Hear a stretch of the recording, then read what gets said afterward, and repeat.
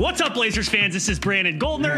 That is Ryan Whitledge. We've got a lot to cover in 45 minutes from the Blazers starting 2-2. Coach Billups is showing as a new head coach so far. Dame Slump and Anfernee Simons showing out. But before we get to all of that and more, Ryan, what is up, man? I'm terrified. Absolutely terrified. I was not trying to do that on purpose originally, and then it looked a lot creepier at first. Then it was like itching my face, and then I moved it, and then it looked more emo, and then I moved it some more. So that might just be dumb and stupid, but oh well. You shouldn't be allowed within 500 feet of a school after that opening. So, and then you don't drive a windowless van by any chance, do you? Just want to make sure on these things. It's funny that you say that because I definitely don't. Oh God, no, I don't. Oh, I thought you were going to say it's funny that you say that. I have one, and it's an old '78 Chevy. It's funny that you say that. There's a next door neighbor who does have a windowless van. I think it's a project car because I don't know if it's moved. It doesn't look like it's moved, but it's a little creepy. It's a little Halloween-y. Yeah, how are you doing? It's good to see you again. I'm doing good. It's great to freaking actually talk to you because lo and behold, you just dropped it on me. I want to say, what was that, like a week and a half, 2 weeks ago? You just randomly hit me up. Hey, slight recording snafu as far as the schedule goes. I'm going to go on a backpacking and rafting trip down the Colorado River. Hey, Ryan, I'm going to be out for like 2 weeks with no internet. Yeah, the opportunity. Right before the Blazers season starts. I know we do a Blazers pod, but I feel this is the best time. Right before the season starts, it was an opportunity that came up pretty quick. So the short story is that Cassie's mom had played. You have to plan these. It was a Grand Canyon rafting trip. You have to plan them years in advance. She planned it 2 years ago with her friends. They canceled last year because of COVID. Some people dropped out. We got to sneak in at the last second. It was a life-changing experience. It was really, I mean, we don't have enough time to even talk about it. It was an unbelievable experience because I'm like not a camping dude. I'm not a water dude. I'm definitely not a like camping outside with no showers and no hot water dude with a bunch of people. Sign me up. That is my heaven. Put me outdoors with no technology, no cell service for like 2 weeks, and I am freaking golden. You would have dug it. And also, like, the other thing that I'm not like the most social person in that I get exhausted when I'm around people a lot. So this is like, imagine like 15 different people from all walks of life, from all ages, from all around the country. We don't know each other. We're thrown into this, you know, I mean, it really did kind of feel like a TV show in the Grand Canyon in some ways because the social dynamic, everyone had a unique personality. And anywho, it was really fun. It came up quick. Sorry for the no notice, but like I had a great time and I'm refreshed and I'm pumped and I'm ready for the season. But you just sold me even more on that because as me being like my wife, she's an introvert. Like when she gets out and she gets to know people, we joke that she's an extroverted introvert, but she would rather do things by herself or by ourselves than be out with a group of people. Yeah. And she doesn't necessarily like big groups. They do make her nervous and give her social anxiety. Me, on the other hand, throw me in a room full of people that I've never met before and tell me to go socialize. And I am like a freaking kid on Christmas. I was like, I get to meet and talk to everybody in here. This is fantastic. You would have fit in so well. You would have loved it. Like, I mean, just one small snippet, like thinking about, you start the day, you wake up early, you hear the conch shell, like a literal conch shell. Coffee's ready. Get your coffee, start packing up your tent, roll up the thermarest, get your stuff in the dry bags, and then you're on the paddle boat for 4 hours. Stop at a sandy beach, have lunch, talk to people, dry out your clothes, get back in the boat, paddle for another 3 or 4 hours. Then you make camp for the night. You hang out in a big circle and talk. It was really, really fun. It was super cool. Nice. And the last thing I'll say is that I've been to the Grand Canyon before, but I definitely never been in the Grand Canyon, like at the Colorado River level. And it was a perspective altering experience. Like my perception of like just how much I don't matter has been permanent. And like, I already knew that, but like, it's been permanently shifted by like looking at the majestic splendor of one of the world's greatest wonders, waking up, taking a shit, looking at the great. Can you imagine taking a shit in one of the world's greatest wonders? Right. Wow, that sounds so respectful. Do you want, but like, I mean, those beautiful bathrooms, because you'd have to set them up every day, right? And you'd put them a little bit away from camp so people couldn't see you. But like the views you'd have from these camping toilets, Ryan, like the majestic shits are what I'm going to hold in my heart forever from this trip. Just wait until you can afford to be on Jeff Bezos' space penis and go up to almost space. That perspective may be a little bit too much for me, but I did want to ask you one more thing before we get into Blazers. We're coming up on Halloween. That's why I did the creepy, spooky, dumb intro. How do you and your family celebrate that? Do you are you excited for this time of year? Like, is this like a fun time for you? It is my wife's favorite holiday. Well, nice. Second favorite holiday. For one, her birthday's in October. So she gets to share a holiday in the month of October that everybody cares about, and she loves it. It looks like a Halloween store has exploded inside my apartment. I mean, can I come over? I even have tiny little bats that are. She invaded the sports touch is how much, and she claims that she does not have enough decorations. Christmas is her number one. Yep. But so we go big, like we go out to the pumpkin patches, all that stuff. We're carving pumpkins this Saturday with the kids. I never do it early. I always do it the weekend of Halloween so that the pumpkins don't go bad. Yeah. So we'll go out and pick them. I think this Saturday we're going to an apple crisp fair somewhere that's doing something. Have I talked about how I've been eating crisp apples on this show before? Like, I've been getting into dried apples lately. Like, that sounds like heaven. Yeah, and so that's from like 9 to noon this Saturday. So we're going there and then carving pumpkins Saturday night. But yeah, we go all out. We get the kids their Halloween costumes. We've had them for months so that we can get them together and perfect them. We are the annoying couple that goes to various Halloween parties and making sure our couple costumes are dialed in. We already have our next 2 years of couple costumes planned out. So yes, we go into it. My one and only, I don't mind Halloween because I love that it gets like all the fall decor out. The only holiday that we butt heads on is Christmas. And it's not because I'm a Scrooge per se, but as a November baby who was born on Thanksgiving, I have long held a disdain for the fact that Christmas keeps creeping in more and more and more on my birthday time.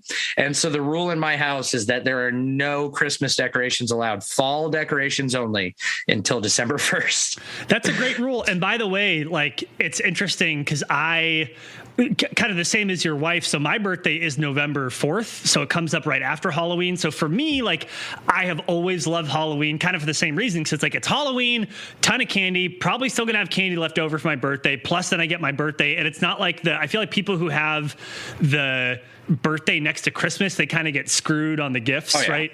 There's enough time for me where I don't get screwed. And like you're saying, like, now Christmas is impinging upon your birthday, which is some bullshit. So happy Halloween to everybody. And one of the other things I love about Halloween real quick is that I was one of those, like, any adults out there that say like teenagers shouldn't be trick-or-treating, go sit and spin. I trick-or-treated until I was 17 years old. And then I stopped because if I could find an excuse for people to give me free candy and I could eat candy like I'm a 400-pound man, I'm going to freaking do it. Well, dude, the other thing is then I lucked out and I had kids at 22. So by the time I took a 7-year break and then brought kids out trick-or-treating, and now I get to eat their candy. Your kids let you eat their candy? Wow, those are some good kids. I was just going to say, too, but like older kids usually trick or treat later, which is when if people have candy left over, they either have to get rid of it or they're just going to eat it all themselves. So like, I'm fine with it. I think I trick or treated until I was like 16 or something. I maybe took a gap year in there, but yeah. And now as an adult, I get pour an adult beverage into a little thermos cup and walk around with it. So it's pretty awesome. Yeah. Halloween is probably the best holiday. I mean, it's, I don't know. I feel like it's the best holiday, but we can debate that. Thanksgiving. I'm pro Thanksgiving just because of being born on Thanksgiving and my love of cooking.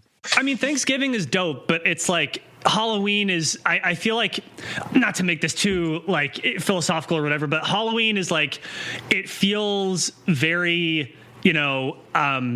it's very like, it's hard to find somebody who's like anti-Halloween. If someone's like really anti-Halloween, they're probably a weirdo. And there's no like, I mean, at least not. Have you met the Jehovah's Witnesses? No comment, but like, you know what I mean? Like, it's not like it's become so detached from whatever meaning it originally had that now, at least in the United States, Halloween really is about dress up spooky and eat candy. That's such a great reason to have a holiday. Dress up spooky and eat candy. I love it. I love that that's the premise for Halloween. I think it's the best holiday. Mm-hmm. But That's not why we're here. We are here to talk about the Blazers. Let's start wherever we want, wherever you want to start. So you, like I said at the top, you disappeared right before the beginning of the season. I can't remember if we were even a preseason game in when you were just like, nope, I'm going to nature. I was a couple games in the preseason. I think so we're about 2 games into that craptitude, something like that. Okay. And then you said, peace out. I've seen enough. I'm gone. I need to go contemplate the meaning of life in nature. I was already making my evaluations for the whole season. I had seen all I needed to see. That's right. And I just left. All right. And so you got back just before the Clippers game then? Yes. Question mark. Okay. So we got back into cell service on Friday, I want to say. That was the Clippers game. Okay. Yep. So, but you claim that you have went back and rewatched all these games, or have you watched NBA highlights? I have watched chunks of each of those games. I've watched highlights for all. I've watched chunks of some of them. I will admit, though, that the game that I've analyzed the most is definitely yesterday's game against the Grizzlies. But so I'd say I've watched like a solid 42% of possible minutes at this point. Okay, that means your opinions can be no more than 41.9% correct. Just we're gonna. No. That's fair. I mean, I will say this though too. Like, I think that even the most ardent Blazers fans, like whether it's the beginning of the season or wherever, like there are times when you watch every game for like a month straight, and then there are times that you might watch the highlights or take a couple games off, watch them later. Nothing wrong with that. So I'm not judging how people watch or analyze Blazers games. But yes, the caveat is I've not watched every minute of every game. That is true. Okay, so from what you've seen so far, what's your take? I mean, because this has been a very roller coaster-ish start to the year. Just throwing out the craptitude that we saw in preseason, I don't think. I mean, the preseason, I'm leaving aside. You can say that, oh, it's developing trends or it's implementing this, implementing that. No, it's not. Nobody cares about it. There are bad habits you can develop, but there are not good habits that you're going to demonstrate in a preseason. So, with everything that you've seen so far in this 2-2 start to the season, in which, unless they're playing the Kings, it's either a 30-point win or a 30-point loss. What are kind of like your 3,000-foot takeaways right now? You said it. The Blazers are 2-2, and I have a hot take. Ryan, I am wildly optimistic about this team. I have loved what I have seen so far. And so you're on board with my 54 wins. Yes. I'm not saying that quite yet. So I want to start there, though. I want to start that I feel better than I thought I would feel, especially about 2-2 start. But a couple caveats really quick. One is that I've said over and over, I don't want to draw any really concrete conclusions about what this team really looks like structurally until we get to about 20-ish games in. I think there are certainly things you can nitpick or point out. I said some stuff on Twitter yesterday that I want to get to at some point. But really, as far as I have a good sense of how the Blazers are going to perform when it really matters, we don't really know that yet because it's just too early. That's my opinion. The reason why I'm so optimistic is that despite the fact that the Blazers are clearly trying tons of new things, they're trying new things on offense, they're trying new things on defense, pulling Damian Lillard out of his comfort zone. Despite all that, they have shown flashes of a really good team. And I think that is why I'm optimistic. And they've done it not just against garbage teams either, against good established teams, against younger teams that are up and coming. Well, my argument would be is that they haven't played a garbage team yet. Right. So, you go and look at the records right now across the league, and everybody's guesses for how things would pan out and where teams would be lying and who would be the good teams, who would be the bad teams. They're all fucking wrong. I mean, you just outside the sample size is too small, though, right? I mean, it's correct, and everything will correct itself. But what we've been seeing from like the Minnesota Timberwolves with them sitting at 3-1. They actually look pretty decent, and the Kings look like a fun team sitting at 2-2. And so that kind of makes you reevaluate things a little bit when you start this season and nothing, and you're opening against the Kings and it's everybody's first game. You're going off history and whatnot, and the Blazers drop that in a little bit of a heartbreaking fashion. Then you're like, well, shit, we just lost to the Kings. Yeah. But then you watch their next 3 games and you're like, They're pretty damn good. I mean, hell, they just freaking Harrison Barnes, who we're going, how do you let Harrison Barnes set a career high? He just had a walk-off buzzer-beating 3 last night. So, I mean, a very Damian Lillard-esque, by the way, gets the inbounds pass, and there's someone draped over him right in that left, way deep three-pointer, and hits that shot. Yeah, that was pretty cool. I counted though. Damian Lillard had 3 claps. Harrison Barnes had 2. So it's nothing similar. Fair enough. Yeah, I mean, all of what you said is accurate, and I agree with. And again, like at 30,000 foot, we can drill down, but at 30,000 foot, couple games in, Blazers are trying stuff. They're being pulled out of their comfort zone. And despite that, I like what I see so far. It's very early. I don't really look at the record. It's more about how they're playing. There have been ups, there have been downs. That's fine. I am pretty optimistic so far. I think actually the most important thing I would say, it really did come yesterday. I thought it came yesterday, and I'm jumping ahead of myself now. This is why sometimes it's good to have show notes. But anyway, I'm just going to stop there. How do you feel about it? And maybe I'll twist the question in there. How do you feel about the team? But how do you feel about Coach Billups so far, his early showing as a coach? It's weird to, especially now, seeing as that, like doing this podcast with you and getting into it now from the start of a season is slightly kind of altering how I look at things. And I say that because over at Blazer Tag, we did that from a drunken fan perspective. We never tried to dive into a little, we were as judgmental as you would be with chatting with your buddies at the bar. So there wasn't a lot of deep dive and kind of analytical looking at things and thinking things through and talking about them. It was just a lot of drunken accusations and conclusions. And so I find myself, when I watch the games, I watch them from a fan perspective, but I'm able to come back later on.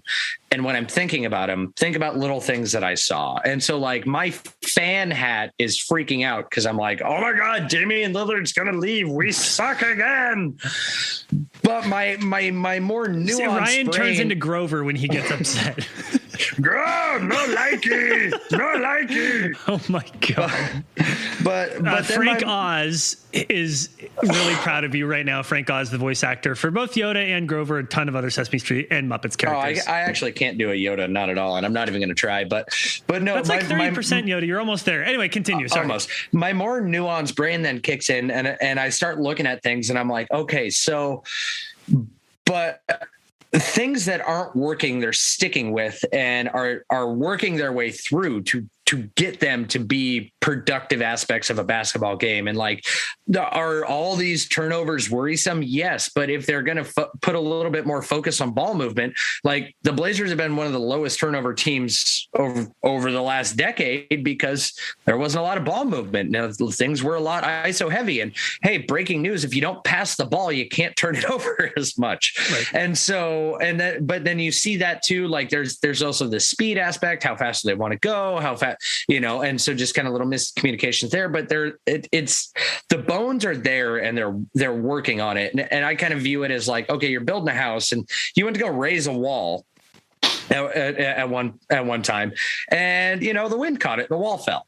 Well, did you just abandon the house and then go, you know what, we're going to start on that, building on that one over there instead, because that one's a little further along, as Stotts would have done, and just go, we're going to go back to the safe thing? No, they freaking picked it back up and went back and trying to fix it. And so that's what I'm saying. If you're the Bluth Company in Sudden Valley, in that case, maybe you would. You never know. Arrested Development reference. Sorry. Never seen the show. You what? Never seen it. Bro. If you want to get into popular shows that I've never watched, we could do it in 3 podcast episodes on that. I'm really disappointed in you right now. Okay, well, let me ask you something. You said something in there that I want to ask you about. Turnovers, okay? So you could argue that Blazers have historically, during the Stotts era, didn't have a ton of turnovers. They also didn't have a ton of passes. Like you said, if you don't pass a bunch, you don't have a ton of turnovers. Low assist team, you're going to be a low turnover team. So do you feel like the benefit of passing more outweighs the detriment of potentially turning the ball over? Like, do you think that that's a net positive by passing more? Yes. I will throw out that early season speculation would say, unless it's Yusuf Nurkic that's either passing or receiving the pass. Is he dipping his hands in an ice bucket before the game? It seems it bounces off his hands. The Clippers game was his worst game so far this season. It happened yesterday too, though, a lot. He had a significantly better game than yesterday than he did in the Clippers game. He was much better against Memphis, but part of that could be that, him and Steven Adams are buddies. The other part could be is that the scuttlebutt is that seeing as that they got down into LA a little bit early, that there was a little bit of time for some nighttime shenanigans, and that Nurk may have been hungover. So, I mean, they could always go to Dante's here in Portland and have a great time too. So I don't know about that. Are you encouraging Nurk to drink more and play like he did against the Clippers? Because I'm not. I feel like Arvydas Sabonis drank a bunch during his career, and he was a Hall of Famer. He's Russian. That's different. Bosnia. I'm not sure how Bosnians can handle their liquor, but wasn't we know Bosnia the Russians part of the former USSR? Well, I mean, they seceded. Yeah. Are you going to lump them in? Ask a Bosnian if he considers himself Russian. I guarantee you. No, they definitely don't. Okay, so you're not concerned about the turnovers. That's fine. No. It's one of those things too. Is I do hate when people say, "Oh, it's a new team, it's a new system." This is a group of players that ran together at the end of last year. There is supposed to be something to the continuity and knowing each other when you're returning a same starting five. But it is a new system. I mean, there are new systems both on offense and defense. Let's be fair about that. The principles are the same. Plus Larry Nance Jr. wasn't there. Plus Norm Powell was there for half season. Plus Anfernee Simons now has an elevated role. Plus Robert Covington is actually still relatively new. I would say the only people who are like ultra super holdovers from the Stotts era, Dame, CJ, and Nurk. Has everybody picked up a basketball before and played a game in some aspect? Do they know the basic fundamentals of basketball? Yes. But I'm just saying the system is on both offense and defense, tons of new systems. And to that point, has this starting five played over 100 games together? You should be able to know what guys' tendencies are. Yes. No, they haven't. No way. Yes. No way. Yes. Nope. Yes. Nope. Because Norm Powell was a trade deadline. Right. Yeah. There's no way it's been 100 games. Not enough games. So damn it. You're wrong. Maybe 50. Son of a bitch, I am. Yeah, you're totally wrong. Maybe 40. So, okay, let's leave that aside. Let's just, okay, Ryan, you're right. Good job. Way to go. Okay, let me ask you this. You also patronize me. I know. You've been patting your head through the screen. That was a bullshit move on my part. I apologize for that. Let me ask you. I'm sad. Sad. Oh my God. Let me ask you this. You said something else too I want to ask you about. You said about the Blazers trying new stuff. Now, if you follow me on Twitter at GoldenPDX, I don't recommend it. I highly recommend it. I think it's a great time. If you do follow me on Twitter, you would see that I tweeted out, it was right near the beginning of the game, and I said, Chauncey Billups' first real test as an NBA coach may be whether he's willing to admit some of his initial ideas of how to revamp the Blazers won't work with the players he has. Will he demonstrate the flexibility that Stotts refused to embrace and that ultimately got him fired? Now, here's what I want to ask you about. Mm-hmm. Do you believe that trying new stuff only means trying stuff that Stotts didn't do? Is that when you hear we're going to try some new stuff? Or do you also think it means Billups challenging himself to try stuff that maybe he didn't originally want to try? Like when you say trying new stuff, like what do you think? Does that include just last year's team and before? Or does that also include Billups? The Blazers under Stotts were a very pick and roll heavy team. They were the best pick and roll team in the league. Remember that point, dear listeners. I'm queuing this up for you because I know where it's going. I love you for it. Appreciate it. And they were one of the best pick and roll teams in the league. And so does that mean that every time I see the Blazers run a pick and roll that I go, oh no, they're devolving back into their old offense? No, it doesn't, because the pick and roll is one of the most common styles and effective styles of offense in the game. But where I do see differences is that they're not all, top of the key, high screen, center court pick and rolls. You're starting to see some of these pick and rolls, different areas of the court, off different sorts of dribble action. The changes I'm seeing is he's utilizing a strength and somewhat leaning into a strength, while kind of throwing a little bit of a wrinkle into it. Now, one of the aspects that we saw that I know you're just dying to touch on from last night is that Dame, his shot's been off, is that because he's trying to set more teammates up? Is he being less aggressive?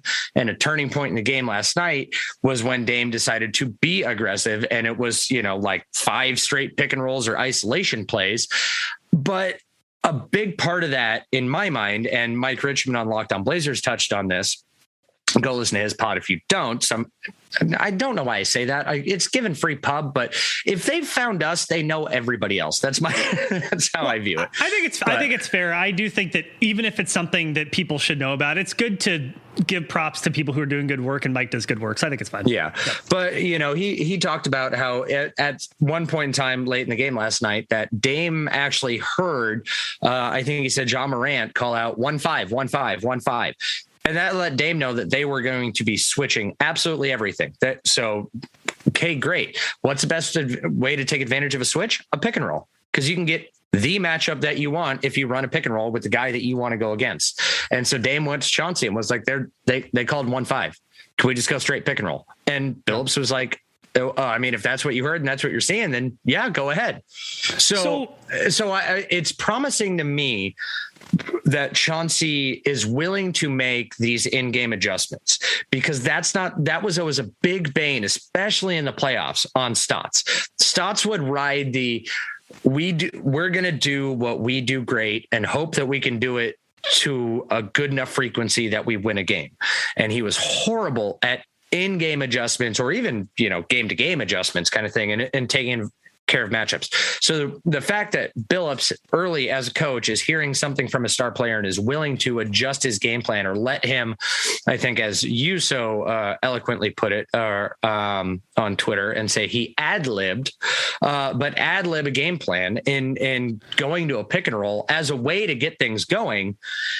I think that's good. I think that's promising. So first of all, I want to congratulate you for not teeing this up, but for preempting it with your own opinion, your own framing before I even got a chance to talk about it. That is some A+ podcasting, and I applaud you for it. So yes, let's break that down a little bit more. Now, for people who are watching on YouTube, I wanted to share something really quick to Ryan's point about the Blazers getting hot using ISOs and pick and roll. This is a 5-play sequence in the third quarter. The Blazers were up, I believe, by 2. These are 5 consecutive offensive possessions, all of which involved either an isolation or a pick and roll, none of which involved any off-ball movement or any tricky stuff like that, where the Blazers built their biggest lead of the game and forced a Memphis timeout. Take a look at this really quick. And what do you think about that unbelievable video editing from me, Brandon Goldner? So here's what I want to say. In a flash. I went by in a flash. So here's what I want to ask you, Ryan. Before I ask you, I want to say something else. I tweeted, this got almost no engagement, but I tweeted, the Blazers look their best when their best players do what they do best. And while that's not a shock, and they have plenty of time to adjust to doing something else, that's where they are as of now. So I tweeted that. But then also you took umbrage, you took offense, because I tweeted out a clip from the Blazers, and it was a clip, part of that sequence. I think it was the first shot. Damian Lillard kind of just doing what he does, pick and roll, bounces or dribbles around and hits a 3. Great. That's what we know Damian Lillard can do. I said, new offense, same as the old offense. You got so upset. You started yelling. You started crying. You started crapping your pants. There were not capital letters in there. There was no so I'm exaggerating, obviously, but my point, I want to bring it back to what you said. But my point was that the stuff that we saw in that clip, the stuff that people, if you're following us on YouTube, just saw in the clip that I shared, that I also shared on Twitter from the We Like the Blazers Twitter account, that sequence of the Blazers having their best players do what they do best. There's no off-ball movement. People are literally just standing, and it's either a simple pick and roll or an ISO. That is the kind of stuff that can then open up other parts of their offense as they're learning it, as they're developing it. And so what I said in that tweet, Ryan, was that Dame was either told or decided to ad-lib a little bit more. And by ad-lib, I don't mean like just on the fly he decided. No, like he was either told or he decided, hey, I'm just going to do what I do, right? So that was the conversation I referenced. He went up to his coach and said they called out 1-5. They're switching everything. I think we should try to take advantage of this. And Billups said, sure. Right. That's not ad-libbing. It's deciding. Hey, coach, it's deciding. Coach, to I ad-lib. heard this on the floor. It's getting your group together, your God, jazz we're group. arguing nuances here now. I have a great analogy though. It's getting together with your jazz group. Be like, hey guys, I'm going to take a solo. We good with that? Great. And then taking a solo. You're not reading on book. You're doing a solo. It was Dame soloing, but they talked about it before. Either was told or decided. So anyway, the framing of your argument, for one, kudos to you for having your pointed shot with new offense, same as the old offense. You like that one? We're all smart enough to know where that and what group that's going at. Oh no, new leaf for Brandon. I don't care. That's my own thinking for my own audience. Petty Twitter Brandon is still in mid-season form. Well, he's always going to be there. So kudos to you for that. But no, it's where my argument comes from is in the nuance of it, because how in the general social media landscape, or soon to be the meta that we'll be living in. Oh, Jesus Christ. Let's not even talk about that. Where we'll be doing this podcast around a table with people in an Oculus. We're not even going to say the name. Anyway, keep going. I just did. I said meta. No one knows what that is yet, thank God. So let's just... It's the new Facebook. No, God. Not bleeping that out either. Now they know of us. But no, so in the internet realm where there's no nuance and there's no inflection in voices, you did a horrible job presenting your argument. That is the point I was trying to make. Did I? I will forever call you out for not being to properly articulate your arguments in the Twitter form as well as you can in the verbal form. No, okay. So this isn't where I was prepared to go with this, but let's break this down a little bit more. What I said was that the new offense, same as the old offense, that was a cheeky reference to this specific clip that I shared. It was intended to be somewhat humorous, not intended to be taken seriously.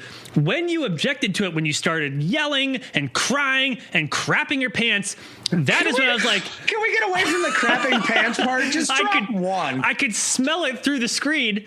Once I realized how upset that had made you, then I said, quote, I said this on Twitter. It was the next thing that I tweeted. Quote, the stuff in the clip opens up everything else, not the other way around. Maybe that will change later, but for as much as Dame was sticking to the playbook the first few games, as commented on by Casey Holdall and others, he was either told or decided to ad-lib more this game. That was my serious argument. It was articulated well, especially for 240 characters, 280. So I will accept your apology anytime between now and between when we both die. I'll think about it and put it on the agenda so at some point in time between now and forever. One more thing, I will say, Damian Lillard making more shots is going to open up more parts of the offense. But it's how he did it. It wasn't Damian Lillard running off of screens. It wasn't even everyone else moving around a ton and creating these cool pockets of space, which I think everybody could agree if the Blazers could play that way would be great. By the way, one big problem with that is that they don't have a Klay Thompson on their team, as good as CJ McCollum is, and they definitely don't have a Draymond Green on their team, as much as Nurk has been stone hands this season. So leaving that piece aside, that was my point, right? Was that type of stuff that will help them kind of ease into learning everything else. And when they need to, they can always go back to it, which, by the way, I'm going to bring this full circle. That is when I started feeling the big blooms of rosy optimism in the cockles of my soul when I was like, you hate me saying tickle trunk? You never say that. Okay, if you never say that again, I will never say tickle trunk again. You have a deal. I don't even know where that came from. But to know that Coach Billups is not that stubborn, okay? Coach Billups is willing to be flexible. He is willing to change. And kudos to Damian Lillard and everybody else for literally, as far as I could see, maybe not literally, almost the entire time and every other minute of the previous games, they were trying so hard to just stick to what they were working on, what they were developing.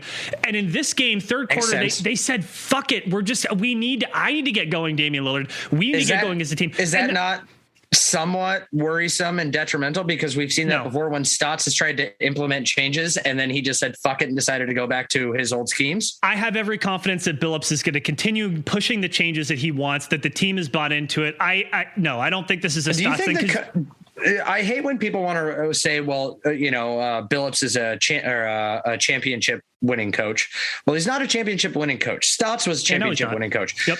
Do you think that players give more credence to a former player who won a ring than they do a coach who has won a ring?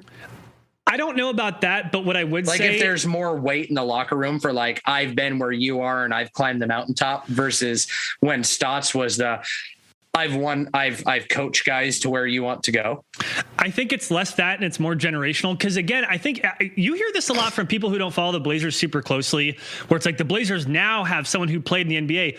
Coach Stotts played in the NBA. He was an NBA player. Did people forget that? Like, he was. So I think it's more generational is what I'm saying. I think it's more about Chauncey Billups is closer in age, in generation to the players that are playing now. If Stotts had been, look at Steve Kerr. Again, he's a little bit older than Chauncey Billups, but like Terry Stotts is at least a full generation removed from both of those guys, right? Mm-hmm. So I think it's more about generational. But all of this is just to say that I hope that people understand that when they're watching the Blazers work out their new offense, their new defense, that if you do have spurts where Damian Lillard just does what he does, well, he's a top 75 player of all time. And guess what? Beat out Klay Thompson. By the way, did you see that trolling by the Golden State Warriors for him? No. So Draymond Green got Klay Thompson a new jersey that said number 77. Yes. Sometimes I really like Draymond Green, by the way. I think that's great. It's just excellent trolling. I can't believe Klay was so pissed about that. He was really upset. So was Alex English. There were a couple of random people who were very upset. You know what I was pissed off about is the fact that the Bill Walton picture that they chose to advertise for Walton making it on there was him in a Celtics jersey and not him in a Blazers jersey. That's uncool. I mean, but that's my fanish. I agree. So. By the way, I mean, this is going super deep cut. If you think about Bill Walton, he was an MVP. He was a Finals MVP. An incredible player in his prime that was cut short by injury. Then he went to the Clippers, right? He had this big thing with the Blazers, went to the Clippers. Then he went to the Boston Celtics, and people thought he was totally washed up, totally done, couldn't move anymore. Mm-hmm. Watch Bill Walton. I think it's the 85 finals. Some of the plays that Bill Walton is making as a rickety-ass old dude who has multiple injuries, total flashes of young Bill Walton. I had never seen the clips before of him playing for the Celtics, but there are these moments it's like, wow, that's exactly what it looked like on the Blazers, which I didn't realize. This is interesting stuff to go back and look to. But okay, that's why I'm optimistic. They're 2-2. They're trying stuff. Billups, again, as I tweeted before the game, like his big test is he going to be willing to be flexible? He was willing to be flexible. That's fucking awesome. I love it. So yeah, I'm optimistic. That's how I feel. All right. Well, I have for you, and this in the biz is what we call an expertise. I have for you so far the definitive stat and the thing to look for in a game that will tell you without a doubt if the Blazers will win any given matchup. Can I try to guess it? Well, first we got a break.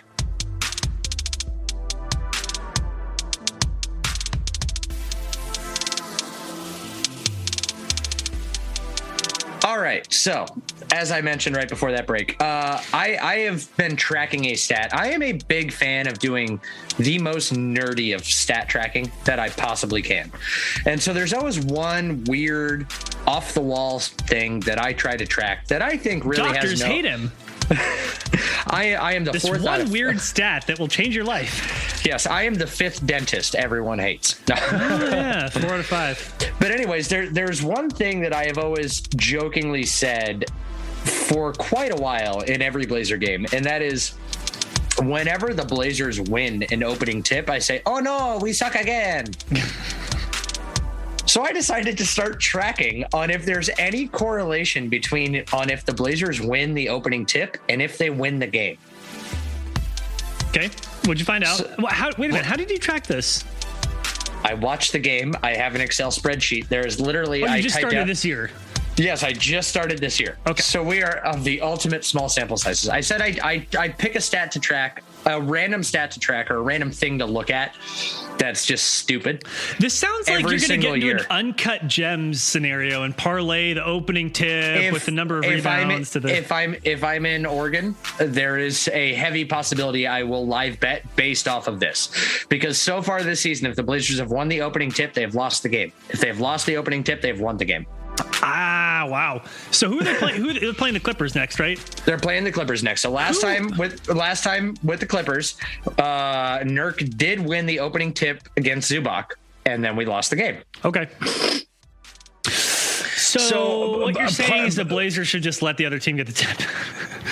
Partly, yes. But I was also, so I watch on the Monday Night Football broadcasts, they do the Peyton and Eli broadcast on ESPN2, where they have them commenting on it or doing commentary in their own little thing. And so they had Tom Brady on, so my team's former quarterback, and I'm still bitter about it. Anyways, but he had talked about in regards to like overtime, like we would or I think it was overtime, but he had said we'd always defer, because one of the best things that you can do is defer the opening kick and then hope that you have the ball to end the first. Oh yeah, that's what it was. Defer the opening kick so that you'd have the ball to end the first half, because if you can get points on the board to end the first half, he felt so confident that they could get more points on the board with them having the ball to start the second half. Carry over momentum. So yes, exactly. And so obviously in basketball, it holds. If you win the opening tip, you do not start the second half of the basketball. So it's kind of, I'm now super curious on if any part of that will play over in the long run, as I'm kind of keeping track of this, of that, like if the Blazers find themselves down in the first half of a game, like regardless of if they can hit like a last second buzzer beater shot to end the first half, but the biggest adjustments you're going to make are going to be when you come out in the second half. Because you're going to go to the locker room, you're going to have seen gameplay, you're going to have seen tape, you're going to talk about things. What adjustments do you want to make? And can you come out and impose your will and make the changes that you need to? And so far, it's shown that if the Blazers lose the opening tip, they've come out with better second half adjustments.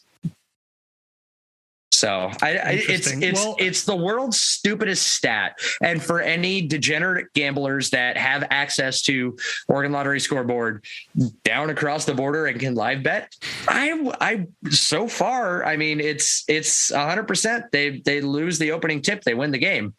I don't think it's stupid. I think it's interesting. I don't think that it has like the momentum carryover effect like it could potentially have in football, just because the possessions are so much more defined in football, and basketball are so much more fluid. But here's what I'll say. I'm going to tie disc golf into this because I know that you love disc golf. So a game I have never played.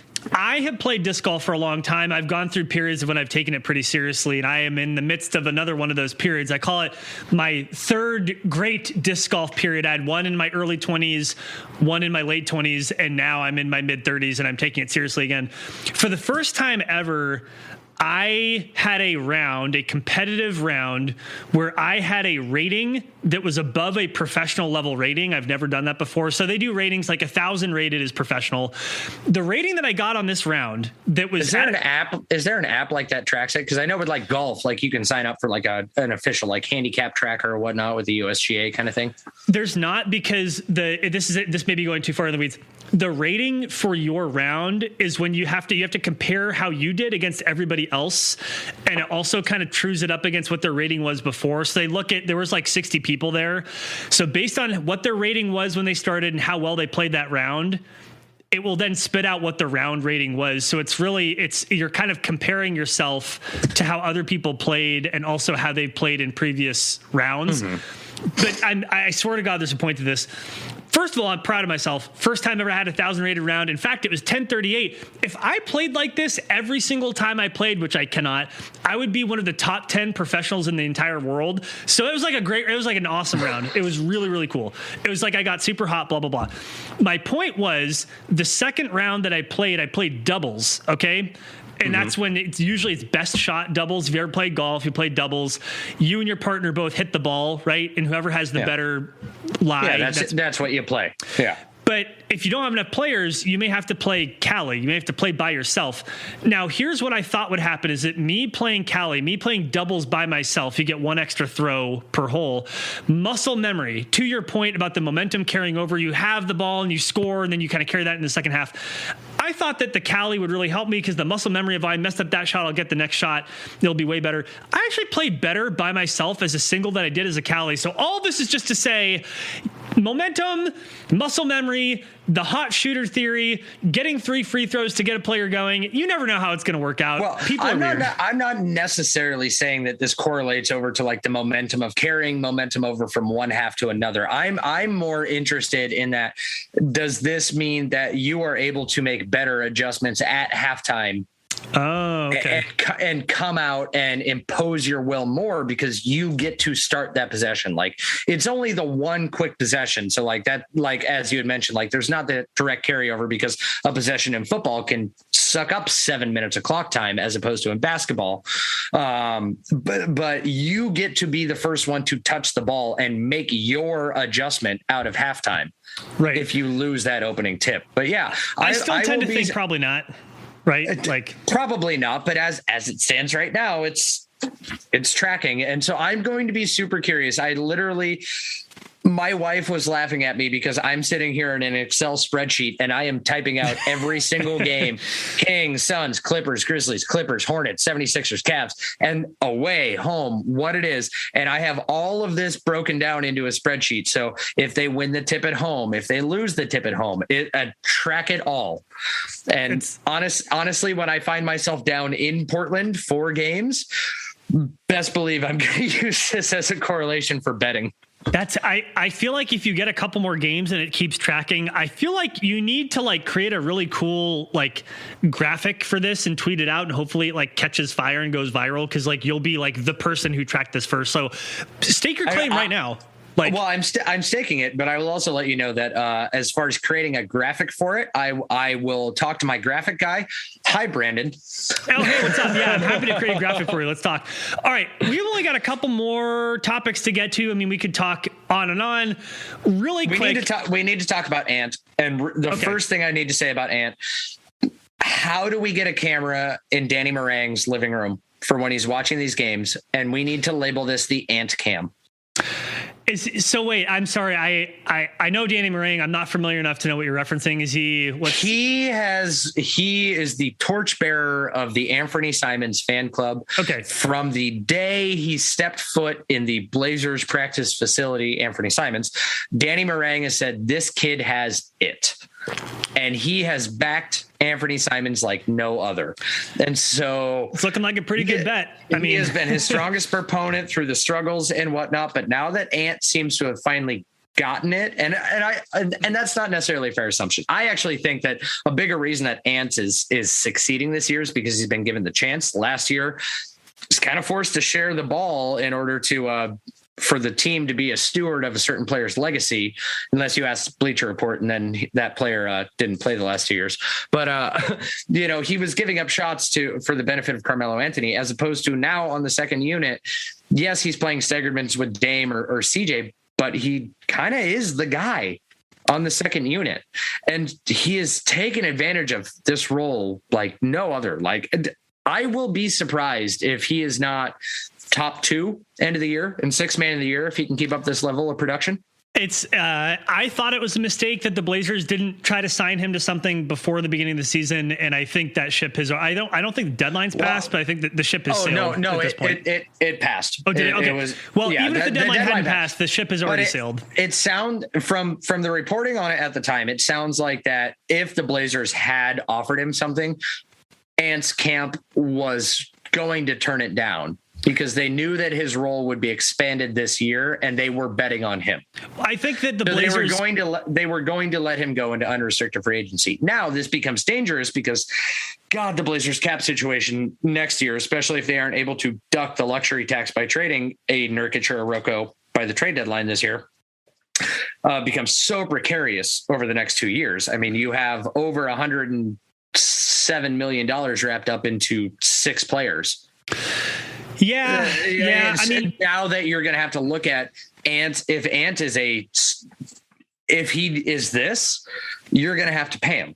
But you're going to have to pay a lot more guys. And so the cap becomes a little harrowing. But that does, anyway, that I think future, it's future discussion. Ant is fucking playing lights out right now, and it's great. I want to talk more about Ant, but really quick, I have to talk shit about Neil O'Shea. It's my obligation to do it. I think that the Blazers did miss the boat. They could, in my view, they could have offered him something well beyond his value established last year, but short of what he is now establishing his value as moving forward. Because remember, Anfernee Simons, he's only 22 years old. So with any other team looking at him, you're not just going to be paying him for however well he does this year. You will be paying him for potential future development. This is only, year 4, 22 years old. To your point, he's now getting the opportunity. And look, he was playing really well last year. That's a thing that's lost on a lot of people too, is that everyone's like, when's he going to hit? When's he going to hit? He's in. For most NBA players, comparatively, he's as old now he just got drafted. Yeah, he's as old now as Damian Lillard was as a rookie. That's about how old he is, okay? So it's yeah. And to be fair, now he did have an expanded role last year at the end of the season, the last 20 or so games. He was averaging about 20 minutes. He's averaging 22 minutes now. But let me read you this. And I think with Anfernee Simons, you really have to watch him play to really reaffirm oh yeah, he's popping. But listen to these stats. It's not just 14.5 points a game. It's not just that he's shooting 53% from the field. He's doing it on 10 shots, and he's shooting 48% on 6 attempts from deep. That is insane. We were looking at him last year, he was shooting 43% on 5 attempts or even 4.5 attempts from deep. Mm-hmm. And we were saying, wow, if he took more attempts, even if the percentage came down, well, guess what? He's shooting even more and shooting it even more accurately. And and he's willing to actually drive to the cup. And that was a big thing last year, is that he looks bigger, doesn't he? Does he not look bigger to you? That's just the weird tats that he has that makes him look a little more. No. He looks bigger. His arms look bigger. His shoulders look. He looks bigger. You would agree, right? Or are you sure it's not because of the haircut? Because he did cut his hair. He definitely looks bigger.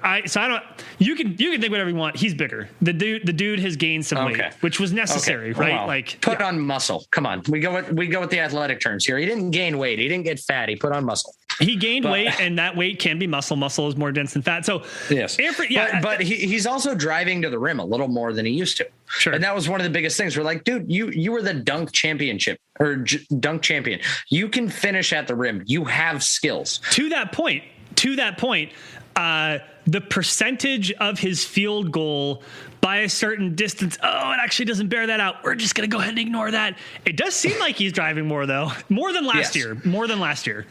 Damn it, Kurt Goldsberry? Yeah. Where's Anfernee Simons' shot chart? We'll hit him up. If you go to Basketball Reference, you can see, if you scroll down, the percentage of their field goals by a certain distance, and he's still only taking 11% between 0 and 3 feet and 11% between 3 and 10 feet. That's a little bit higher than last year, but not as high as his first 2 years. But again, the sample size is 22% with inside the arc. It's fine. So it's actually, if he can become a threat from there, that's all you care about.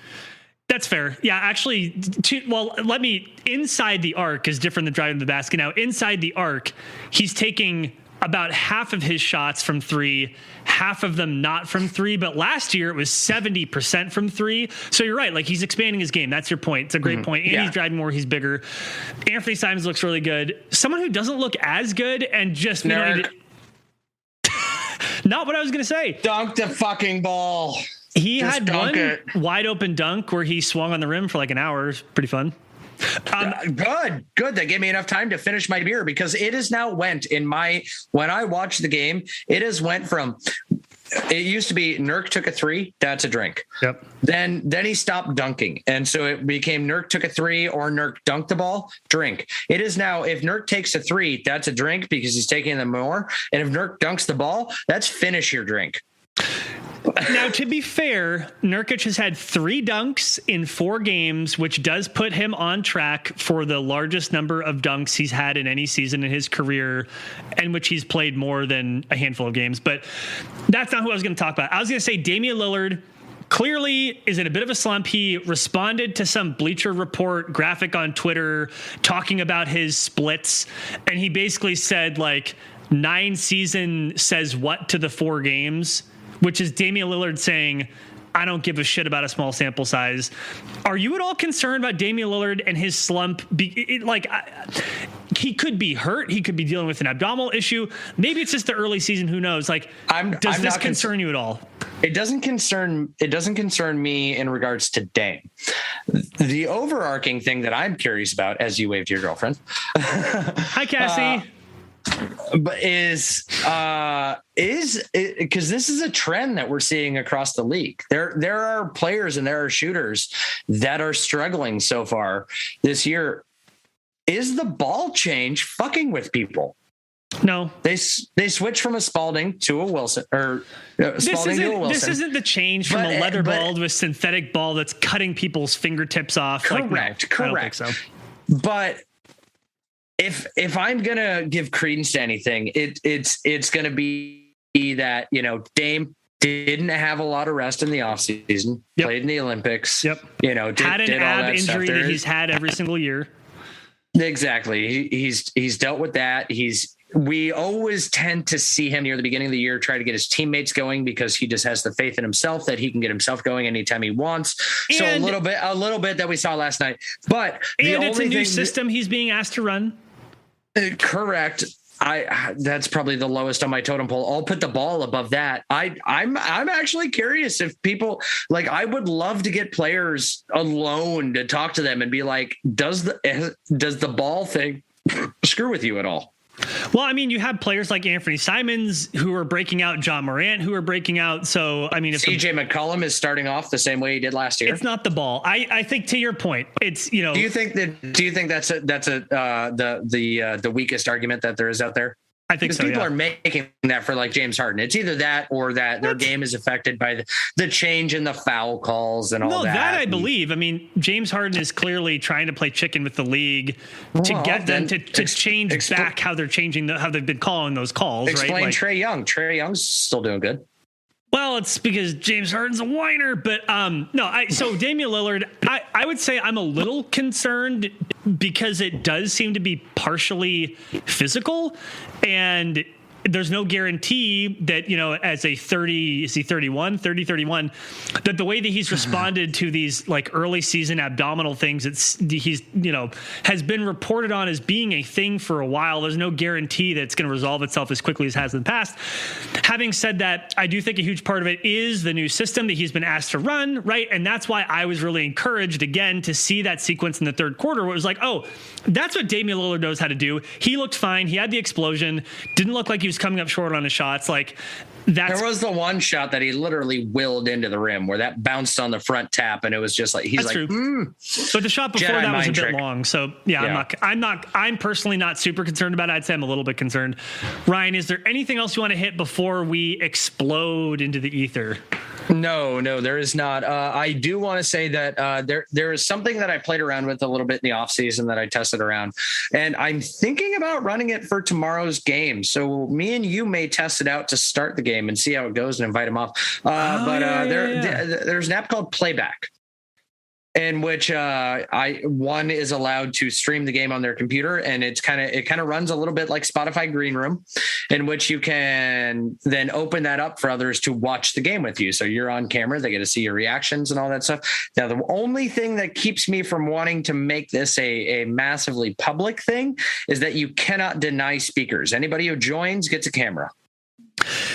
Yeah, it's a bummer, but I think we should try it. What's the worst that's going to happen? And then we have a montage of people doing horrible things. But exactly. Why not try but then it? You just close it down. So I'm thinking about doing that so that depending on when everybody's listening to this, if you're listening before the Clippers game, I'll throw out a tweet or whatnot, and the show page will throw out a tweet on if we're going to have it happen and a little link to it and whatnot. And we may experiment with it and see if it's something fun to do. If, anybody wants to, live watch a game with us per se, because that's the best way you're going to be able to do it. I like it. All right, Ryan, pop quiz. Where can people find our work if they wanted to find our work? The internet. That's great. Oh, sorry. That's actually a technically accurate answer, and technically is the best kind of correct. So good job. If you want to find most of my basketball takes, you'll find it over at Blazer Tech PDX, Blazer Tech Sports. You want to find kind of my own personal falls on life in general. You can find that at the Witty Ryan, all on Twitter. You can find us at Like the Blazers, because Twitter still won't let us put a we in there. Too many characters. Damn it! I swear people have longer names than us on this, but it just whatever. And then obviously you, Goldner, they can find your horrible takes that I'm more than happy to call out 3 ways from Sunday at Goldner PDX. Still waiting on that apology, Ryan. That's great. I have until I die, so hopefully you pass first. Well, I might kill you in the middle of the night. It is Halloween after all. Yes, that is great. Appreciate you. Thank you all. Have a good one. And until next time, go Blazers. Adios.